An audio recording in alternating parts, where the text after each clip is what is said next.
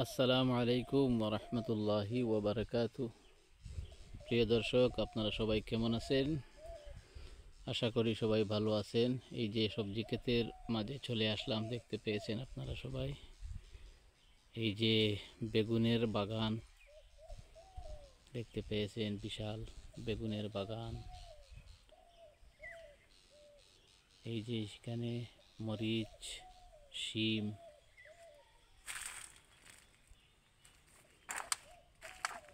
এই যে আরেকটি বেগুনের বাগান নতুন উঠতেছে। এই যে পানিলাউ, এই যে শিম দেখতে পেয়েছেন, বিশাল সবজি।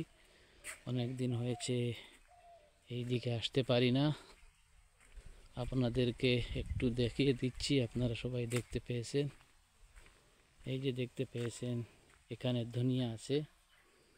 ধনিয়াগুলো উঠতেছে, এখনো ভালোভাবে উঠতেছে না। এগুলো একটু দেরিতে লাগানো হচ্ছে। প্রথম দিকে যেগুলো লাগানো ছিল সেইগুলা শেষ হয়ে গিয়েছে।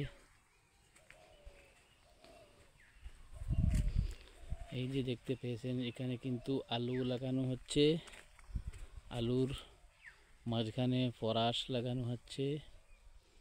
এই যে মির্চের বাগান, মরিচ। এই যে কাটাখাল নদী আপনারা সবাই দেখতে পেয়েছেন। আমাদের কাটাখাল নদীর কিনারে অনেক ভাই বোনেরা কিন্তু সবজি লাগাচ্ছে। সেই সবজিগুলো অনেক সুন্দর সুন্দর হয়ে উঠতেছে, অনেক ভালো হচ্ছে। এই যে দেখতে পেয়েছেন আপনারা সবাই, অনেক সুন্দর সবজি ক্ষেতের বাগান। আসলে অল্প যদি বৃষ্টি হতো তাহলে সবজিগুলো আরও একটু ভালো হতো।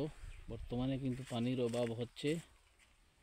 সেই সবজি ক্ষেতের মধ্যে পানি যদি হতো তাহলে কিন্তু একটু ভালো হতো। পানির অভাবে সবজিগুলো একটু লাল মুখা রং হয়ে গিয়েছে, ভালো হচ্ছে না।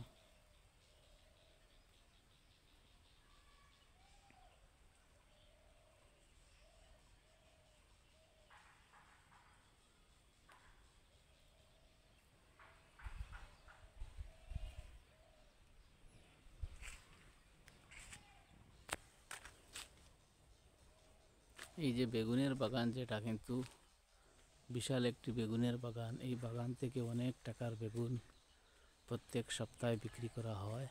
খুবই ভালো হচ্ছে সেই বেগুনের বাগানটা।